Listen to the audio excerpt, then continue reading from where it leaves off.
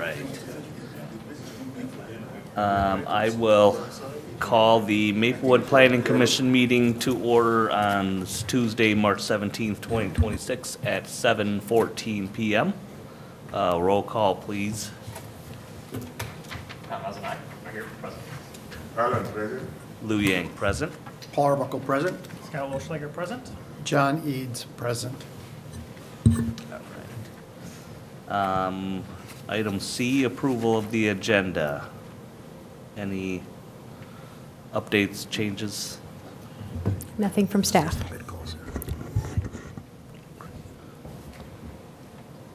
All right, no changes. Do we have a motion? I make a motion, we approve the agenda. Second. Motion to approve, Paul, seconded by Tom. All in favor? Aye. Aye. No nays. We'll move on to the item D, approval of the minutes. Staff, any changes, corrections? No, nothing from staff. Commission members?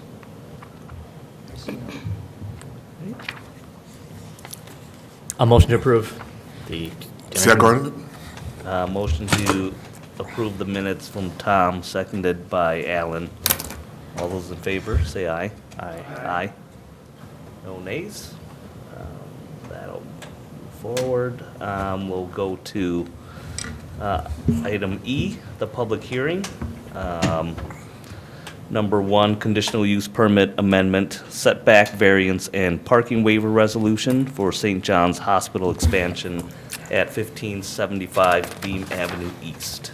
All Staff. right. Good evening, Chair and Commission.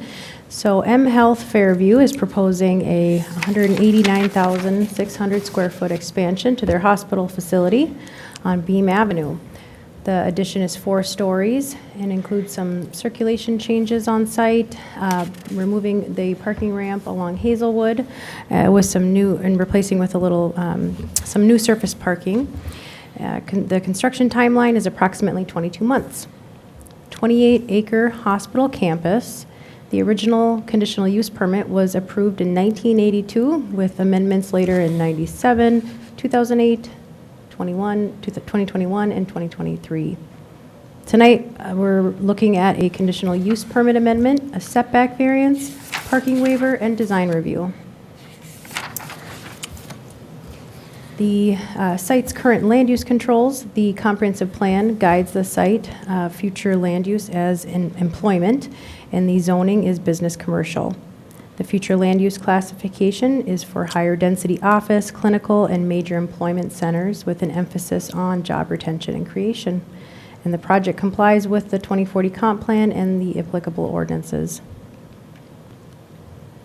The original CUP was approved in 1982, and there's been several amendments since then.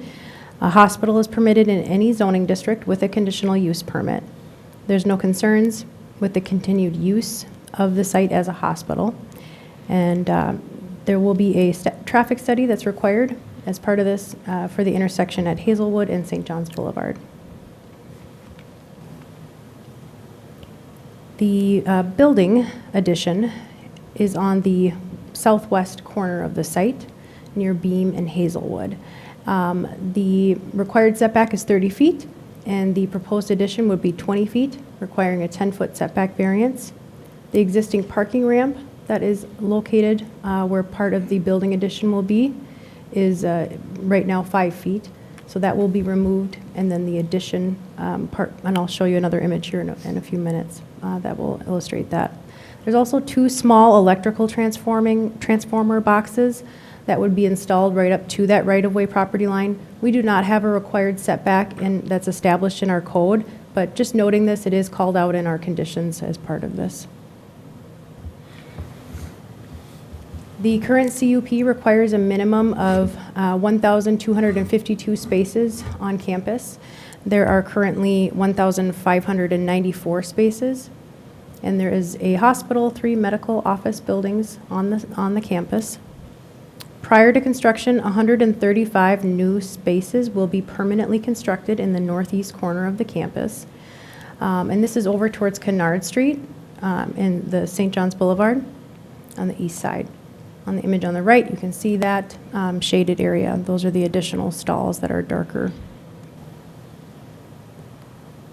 One thing to note for places on the site where parking is a little farther back, there is at the front entry of the hospital, anyone, patients or visitors can request a valet service, as well as they have safety escorts for folks that are leaving maybe when it's dark. So after the project is completed, there will be 1,440 spaces available for the campus, 1,185 dedicated for the hospital. The applicant and staff are comfortable with the number of spaces due to how the hospital is programmed and looking at their experience with other facilities across the region. Staff reviewed parking ordinances from Twin Cities, suburban communities. Mike put together in the report kind of an analysis of some of those communities that he looked at, and the minimums varied, but the two that he had focused on were Stillwater and Woodbury. And the one in Stillwater is a new hospital that's being built in Woodbury. It's also owned by our applicant this evening. And looked at some of their requirements and how they would compare to this site. And overall, they would have a similar ratio when we looked at those two.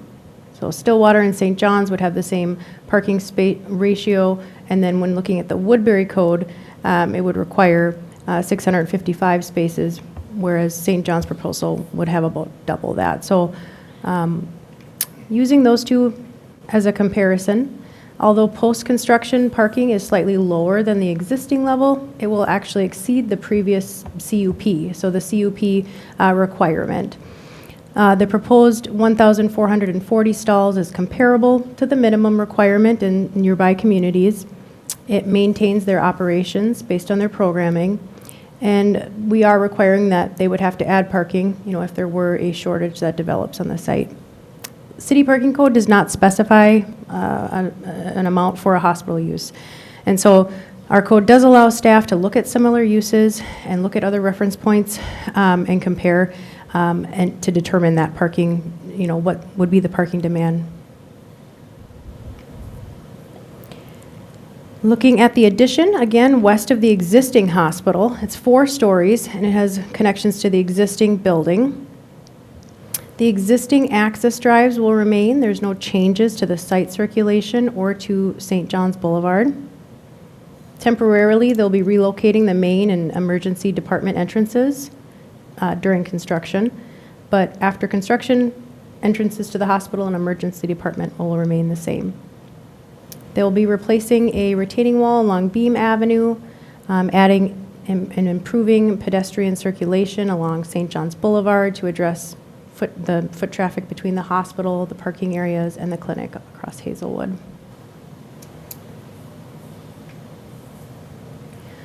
There has been some neighborhood concerns regarding the intersection at St. John's Boulevard and Hazelwood Street. And so given the expansion, any increase in traffic, an analysis of the intersection is required to determine if there is should be a change in the intersection control. So the applicant will be required to submit a study to the city engineer, and they'll be responsible for any costs as part of that.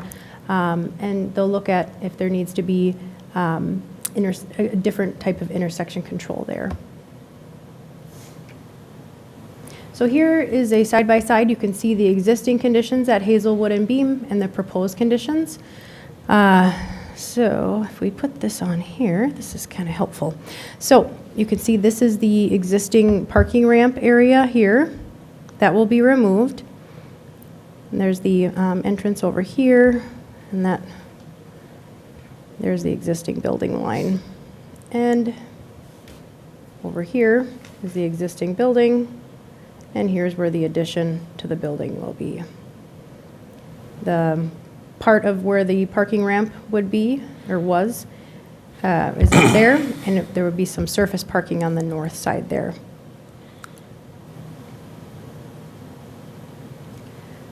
So, massing of the addition is on the southwest portion of the campus on that corner. We went through the materials and the design earlier with our design board. Overall, the design is attractive, keeping with the existing campus and neighboring buildings.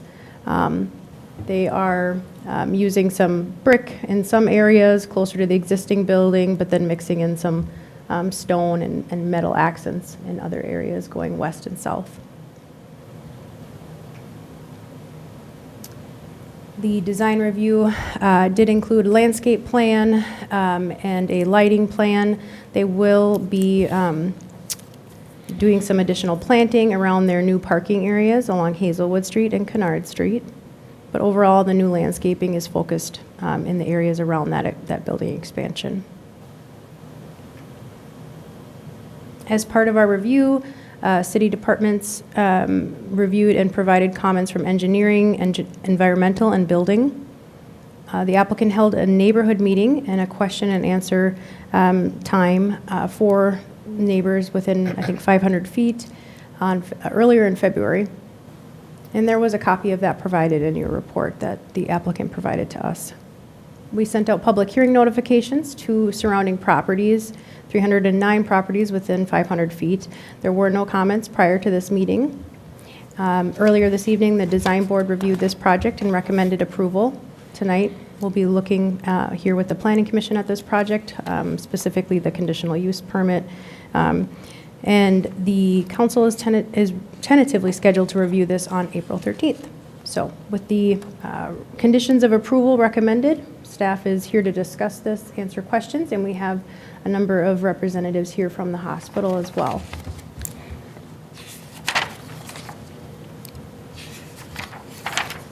What is it? Do we know how many people work in the medical building that's on the north end there? That's a great question, and I would defer that one to one of our applicants. Okay.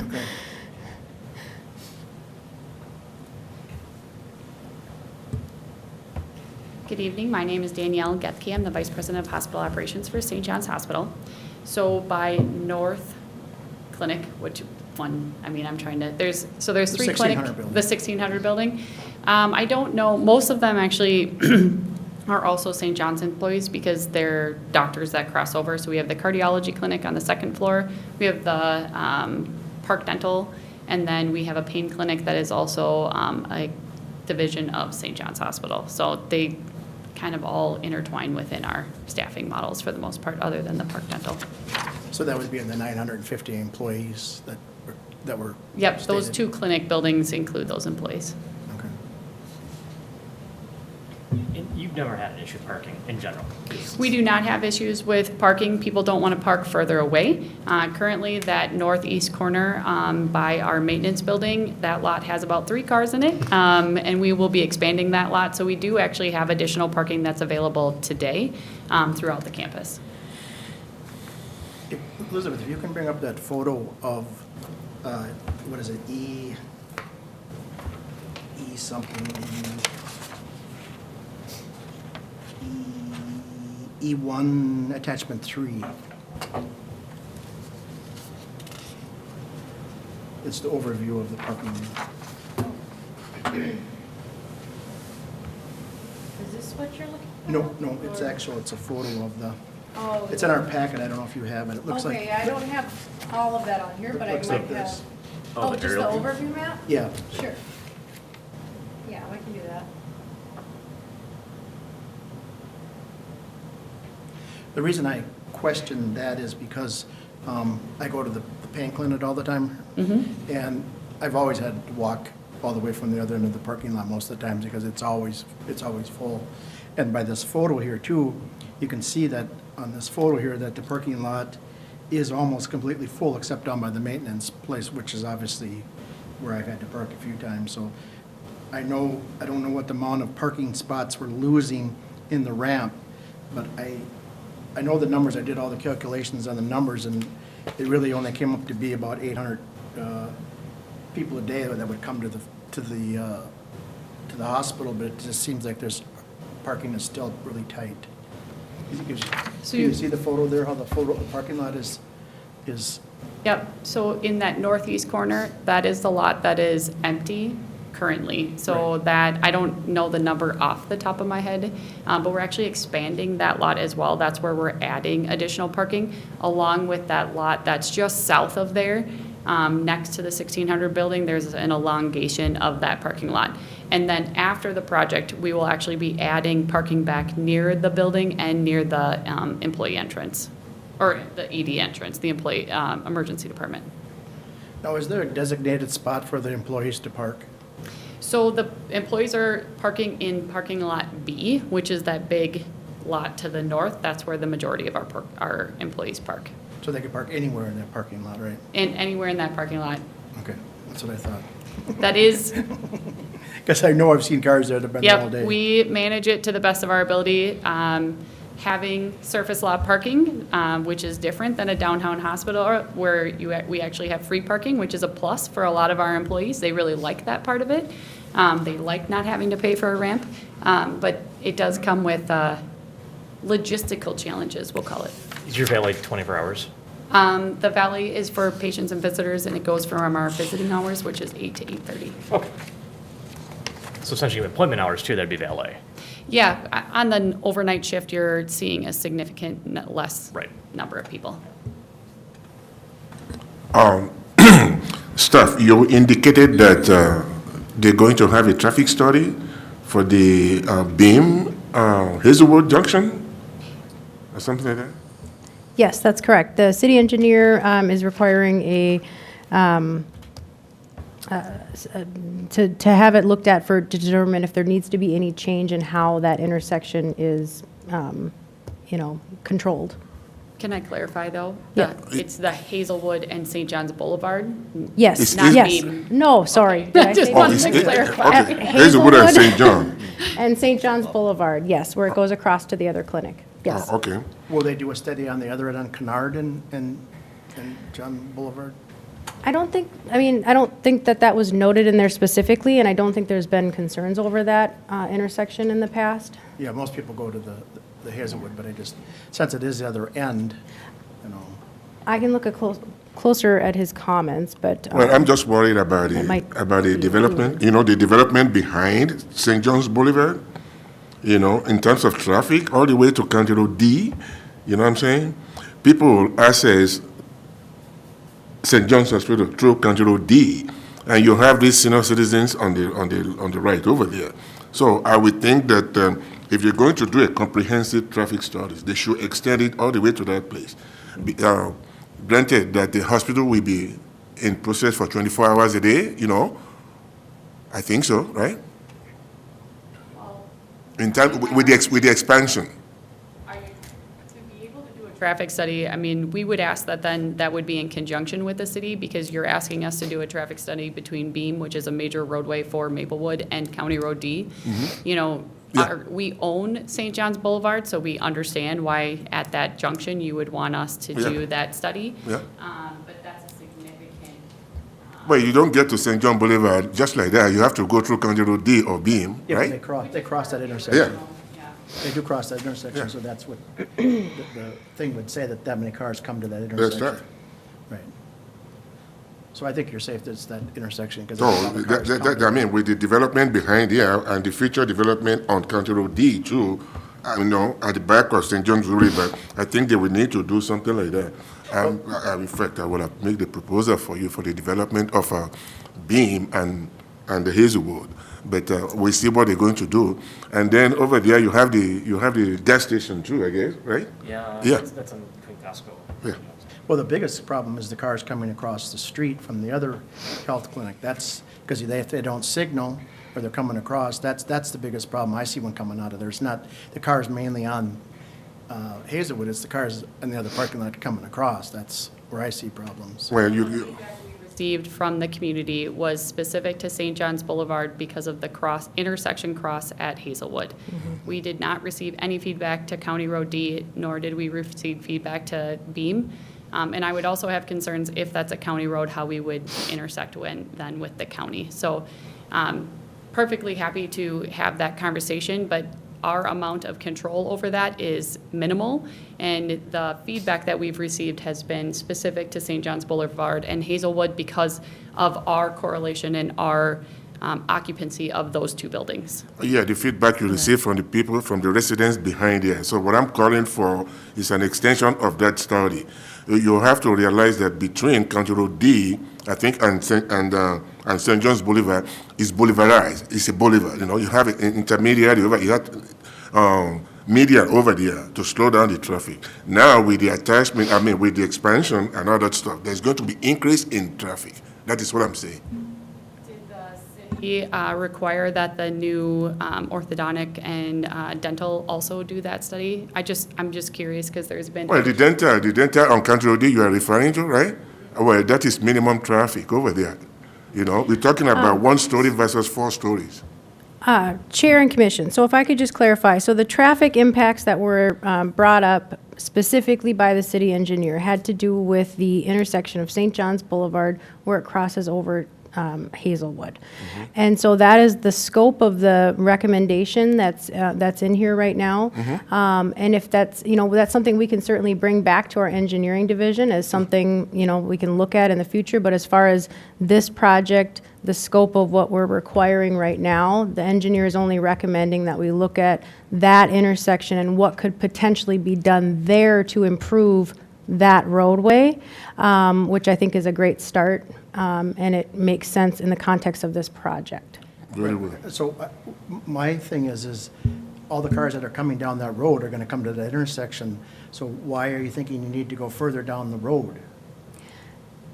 Further to the north on Hazelwood, because all the cars are eventually going to come to that intersection that they want to do the study at. You mean the intersection of St. John Boulevard? Yes, yes. You have to know that the Hazelwood over there is a throughway.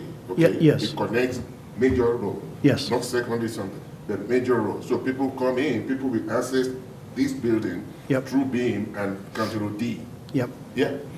And they're all going You don't stop. It's not that you assign certain cars to come in through Beam, or you assign certain cars to come through his County Road D. That is not the case. We're talking about the location, the physical location of this building that can be accessed through County Road D and Beam. But they're all going to come down Hazelwood Avenue eventually, so County Road D is irrelevant to the intersection at John. Hazelwood joins County Road D over there, isn't it? So trying to loop this back in. So the question for you is what we're looking for, we're just looking at the parking and we're looking at the setback, correct? We have nothing to do with the traffic study. That was this engineering Yes, department, correct? yes. So we don't actually dictate that. No, correct? we do not dictate that. In this situation, that is a recommendation to look at traffic impacts, which we are supportive of at that intersection. We think that's a great idea, and see if there is anything that needs to be done. And our engineer will work with our applicant on that if needed. That concern, that's something we can certainly look at as well, especially as we're coming into our comprehensive plan update, and we're looking at our transportation and other areas that we might want to look for areas of change. So I think that's a great point that you brought that up. I think in the scope of what we're looking at tonight, we're looking at their amendment to their conditional use permit, their setback variance, as well as the parking count that they're requesting.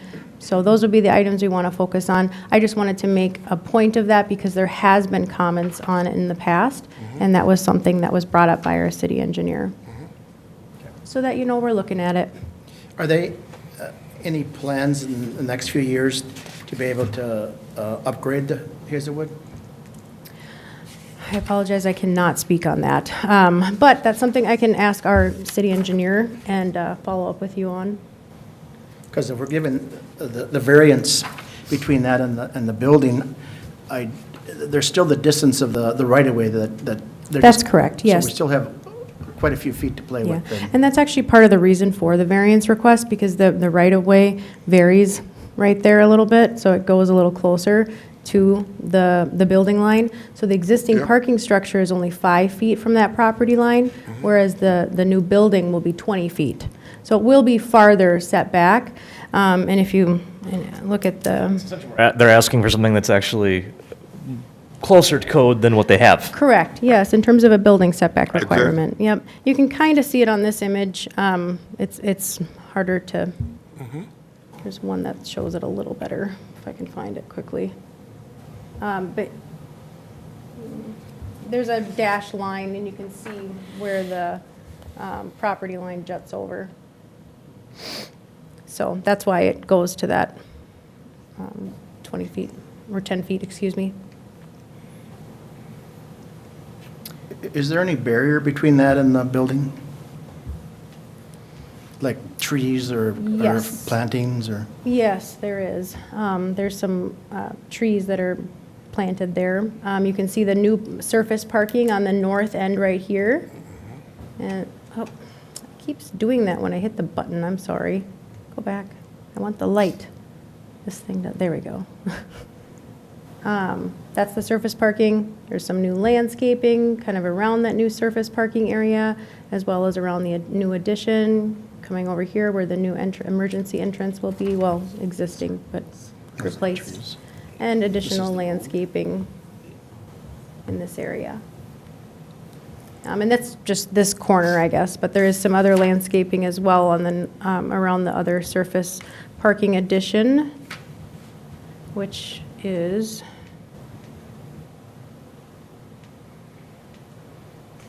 you can see that here. So the lot that you were, we were referencing, this shows a portion of it. This is over here, Kennard, St. John's, existing parking, additional landscaping, and this shaded area is the new parking that she was talking about that will be added.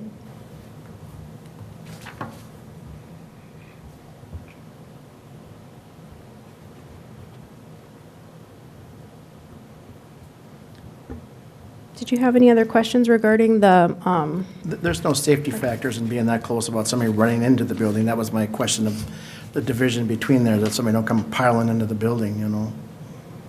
No, I think, in fact, it'll be set back farther than the existing structure. For the expansion, is the ED, looks like the ED is an expansion to the existing ED, correct? Like part of the ED will still be the existing ED, and then there's an expansion with a new entrance? So the new building, the 22-month project will be an expansion of the building where we do ground floor will be ED. It will be integrated and new, and then we will go back and we will renovate the current ED to be one full department. Does that make sense? Okay.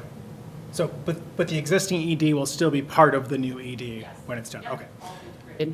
I guess, was there concern over maybe the lack of parking at that ED entrance from, I guess, staff from? So we were able, originally, we were not able to salvage parking near the ED, which other hospitals within the metro area do not have parking at their ED. They have like a drop-off area.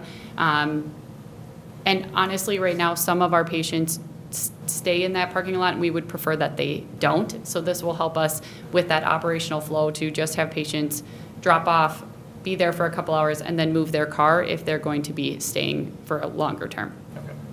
And then I'm assuming there's a connection from the main entry to the ED then at that point as well? Yep, so there will be a connection point within the new building to get to the main entrance in two different, either back through the existing building or through the new building up the elevators to the main entrance. Okay. I expect having at a hospital summer, I like free parking. We do too. I'm going to go down another bunny trail here. Is there any issue with the Board of Regencies from M if they, I know you just went through negotiations with them and kind of settled a 10-year. That has no factor on being able to finance any of this building or anything, right? It does not, and actually, it just passed the first bounce. Our policy is to have 2 bounces within our board, and it just passed the first bounce here in February, which is kind of why we waited to bring everything forward, and then it will go again in May.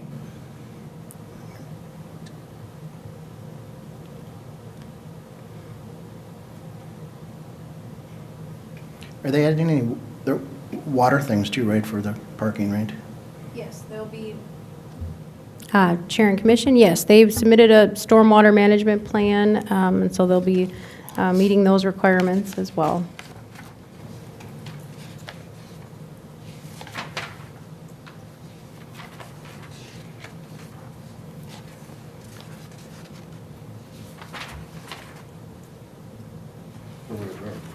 What are all we approving again? It was the. I'm going to pull up the motion here for you. Yep. So you're going to be looking at just the Planning Commission action tonight, which is the bottom there. It's the conditional use permit amendment, the setback variance, and the parking waiver resolution. So I can make a motion to approve conditional use permit, setback variance, Can I and get public hearing? We've got to do the public Oh, hearing sorry. first. Yes. If there's no questions Thanks, for thank you. applicant, thank you. So we'll open the public hearing. So anyone wants to stand up and speak on the St. John's Hospital expansion can go ahead. No takers? Last call? Okay, we'll close the public hearing. Yeah, okay. Now I'll make that motion. To approve conditional use permit, setback variance, and parking waiver resolution to construct a 4-story, 189,600 square foot addition to St. John's Hospital at 1575 Beam Avenue East. Second that. Motion to approve by Scott, seconded by Paul. All those in favor? Aye. Aye. Aye. Any nays? No nays? All right, so that is our recommendation to the city council, and it'll go to the city council on April 13th. Thank you. Thank you. So we'll move to E2, conditional use permit amendment resolution for Redeeming Love Church at 2425 White Bear Avenue North. Staff.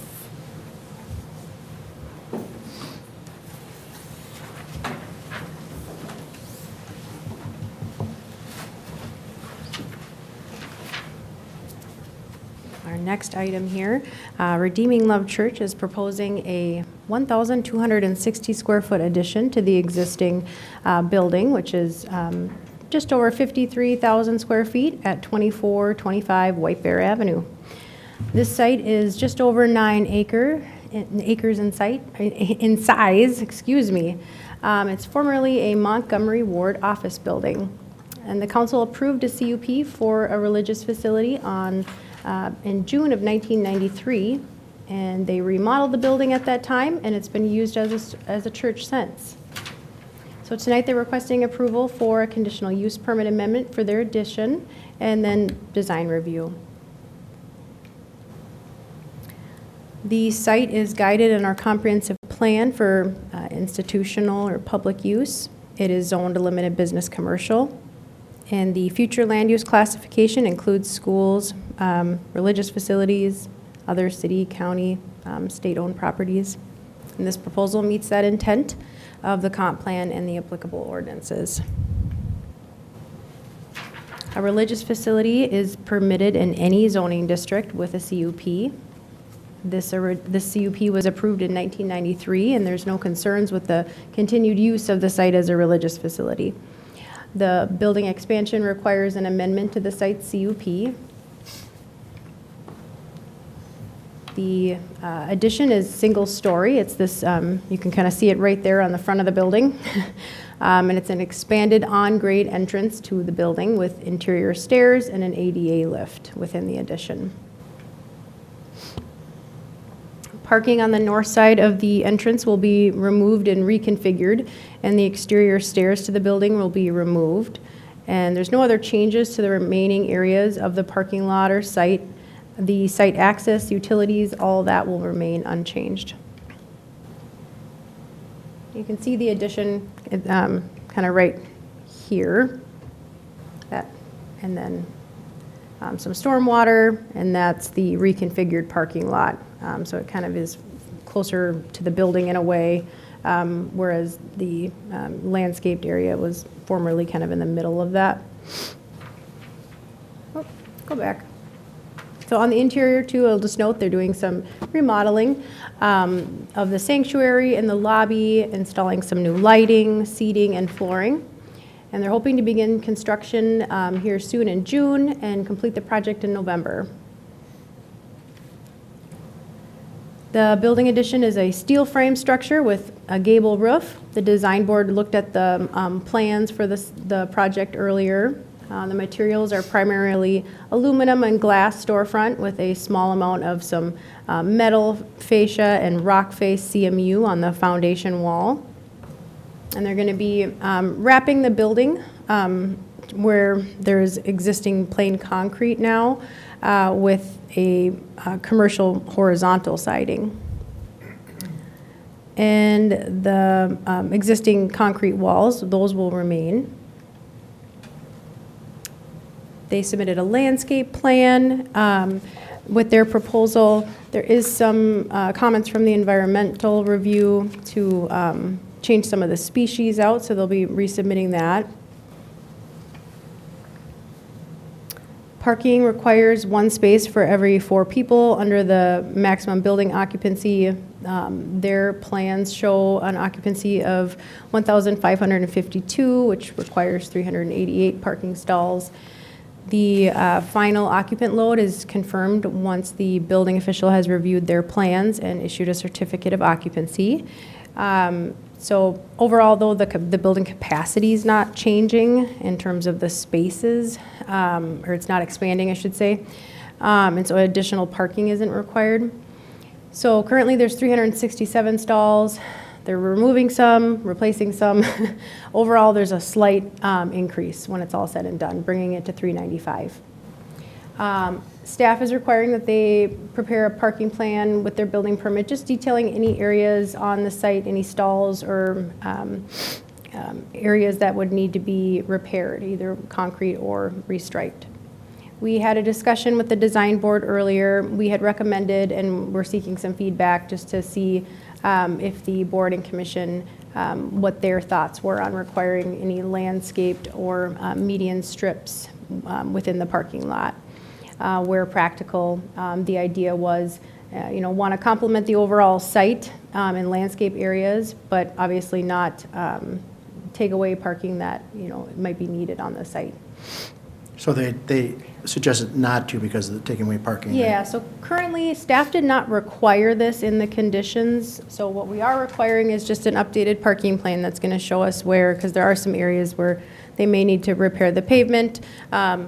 But they're not proposing to redo their whole parking lot. And so we didn't want to make it a requirement that they do that, but we wanted to get your feedback on maybe implementing something with, working with staff to try to look at something there. And in the end, the design board did not make that recommendation for right now. So, and this is where that comes from, getting ahead of myself.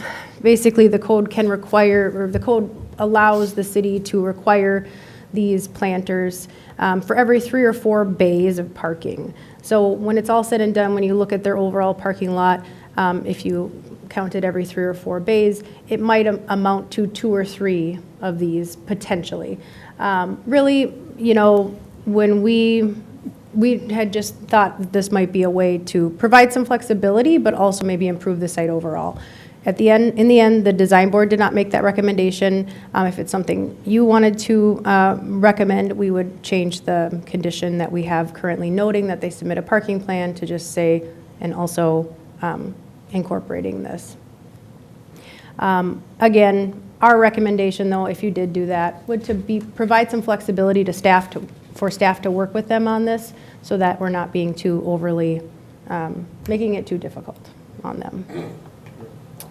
So with the review process, we did receive some comments from building and engineering, environmental, and fire. Those are outlined in the report. We sent out public hearing notifications to the properties within 500 feet. We did not receive comments prior to this meeting. The design board and planning commission are reviewing this evening, and the city council is tentatively scheduled to review on April 13th. So we have outlined conditions in the report that we are recommending. Happy to answer questions that you have, and we have a couple representatives here from the applicant as well.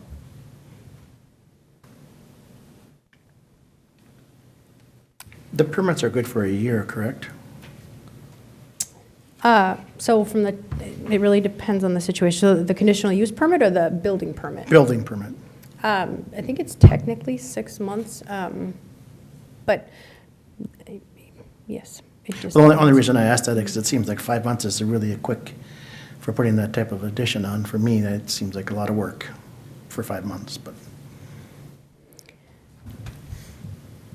Because the hospital's 22 months. I think because they're doing some exterior facade work and that itself. If they were going major structural components of digging in concrete, I would probably agree with you, but I think that 5 months actually is probably and plus it's Minnesota, so you only got about 5 months to do anything anyway. Yeah. It's a much smaller addition than the one we were just talking about. Right, yeah. With some- Significantly smaller. And I just want to make a comment on the parking piece. So we talked about this at the last meeting. I have some insight on that meeting. That church parking lot's full 1 day a week, and that's the whole purpose of that building being there. So we thought, you know what, let's not reduce their parking spots for them to use that building. We just didn't think that, you know, putting planters in for a building that's probably vacant a lot of days in week 2 was worth putting that as a requirement. Now, what about bollards somewhere, just to prevent people from flying around the parking lot? I asked the question of your title. You want to come up, by the way? I'm sorry. Because I don't want to misspeak your title. I'm Brad Stamp. I'm the administrative pastor at Redeeming Love Church. We asked 3 different ways if there was any issues in the parking lot with incidents, crashes, injuries, and he said, No, we've never had that happen. We certainly have had people drive faster than they maybe should, but we've never had any accidents or anything like that. So. Just the people that come there to vote, right?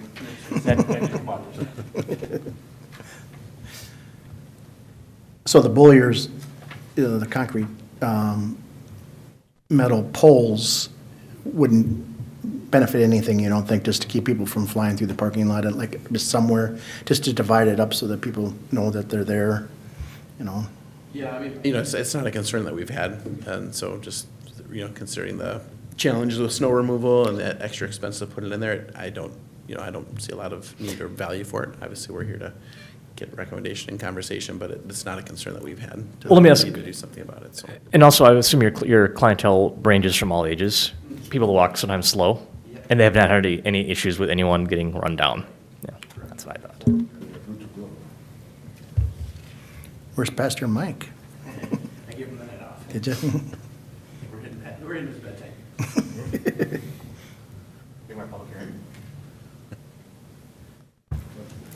Seems pretty straightforward, I guess. I would say, is that location the current entrance to the building right now? Yes, I mean. We try to make it the primary entrance, but, it will help getting some of the parking closer up there because a lot of the parking ends up leading towards the other doors. That was my thought, was just that currently there is so much parking on the northwest and southwest sides, but, so, just curious. The reason for it is so that the steps are inside, so that it makes it so it's not dangerous, right? Is that the? Thing, those steps have been crumbling and we're fixing them and crumbling and fixing it, and getting them inside will help a lot for safety. Right, Yeah. and the elevator, the Yep, lift there. for sure. Keep that in place. Any more questions? I think we're good. Thank you. Thanks. Thank you. In that case, do we have a motion? Do we open a public hearing if there's no public? Technically, you do need to. Oh, well, open the public hearing. Guess he wants to come up and say something. Are you for Want to it? come back?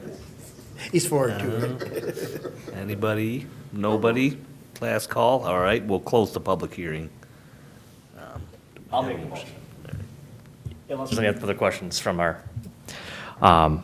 motion approved. Conditional use permit amendment resolution for Redeeming Love Church located at 2425 Wybar Avenue, subject to certain conditions of approval. I'll second. Motion by Tom, seconded by Scott. And actually, you know what, I'm gonna make a friendly amendment, that we're not requiring that parking, Parking. the parking, Oh, that's, if you want to, sure. Oh, I mean, we don't I have- don't think we didn't do that on the other one. Oh, no, we did. we did it the last Did meeting. Get on the motion, okay, fine, yeah. Yep, so I'm gonna do this again. Sorry, public. Motion to approve the conditional use permit amendment resolution for Redeeming Love Church located at 2425 Wyper Avenue North, subject to certain conditions of approval, with an amendment that we are not requiring any additional parking lot work to the plan. I'll second that. Other than the repairing of the potholes and that, right? Correct. I second that. All right, we've got a motion by Tom, seconded by Alan. All those in favor? Aye. Aye. No nays. Motion passes. This will also go to the city council on April 13th. I do have one other question. You think the 5 months you're gonna have it done? You think that's not a problem? Depends on delivery of materials. Okay. Try to keep it simple and straightforward, and so. Okay. All right, You want to go into prayers?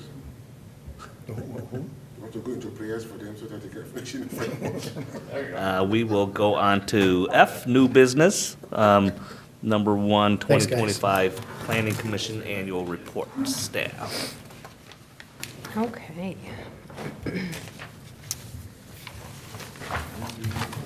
Not feeling as rushed as we were with the design board. But, so, we are going to review the annual report here briefly before we say goodnight. So each year, the Planning Commission is to prepare a report to the City Council outlining what they did the year before. And so tonight, I do want to identify somebody that will attend the April 13th City Council meeting to outline that report to them.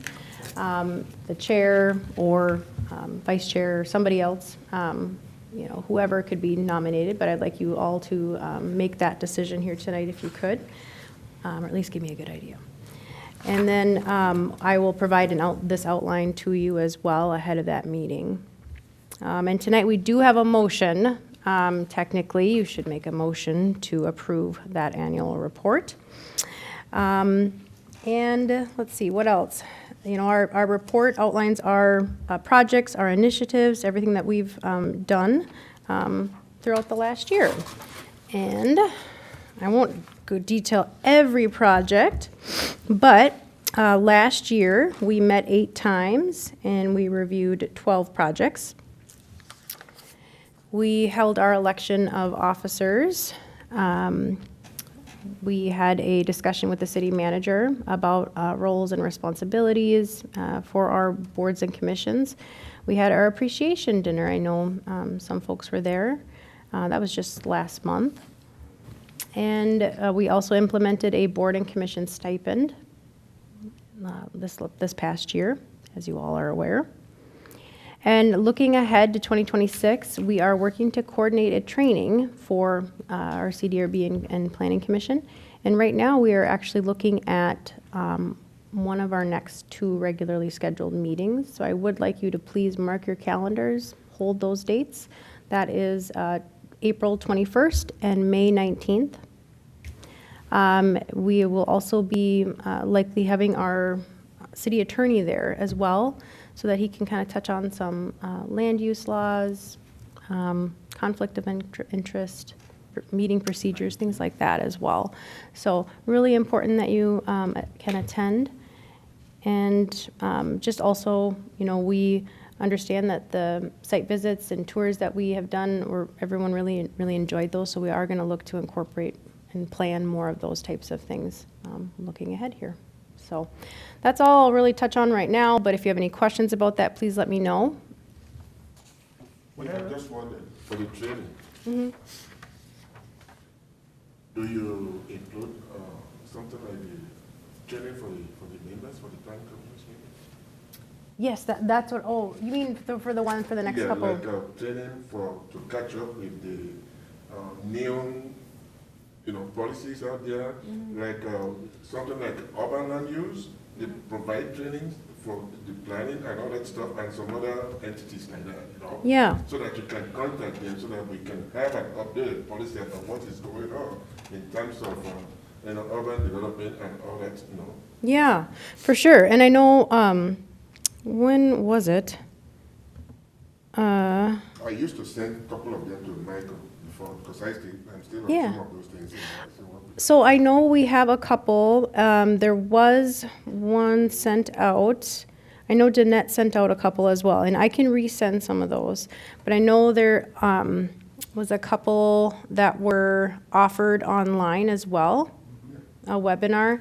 There's still another one coming up here, and these ones were specific to comprehensive planning. So I will send those as well, just kind of as a refresher or as a reminder. But if we do find other things like that, I'll certainly try to make a point to share those. But I think just doing this training that we have coming up here, either on the 21st of April or May 19th, will be a great start to getting going in that. But we'll also look for other opportunities for sure, and other things that we could maybe share with you as well. You know, I get information from the American Planning Association and the Minnesota chapter, so I get interesting information on what's going on, and maybe I can share some of that as well. So, Make council too. yeah, I appreciate the, Met Council, yep, yeah, we'll look to do more of that.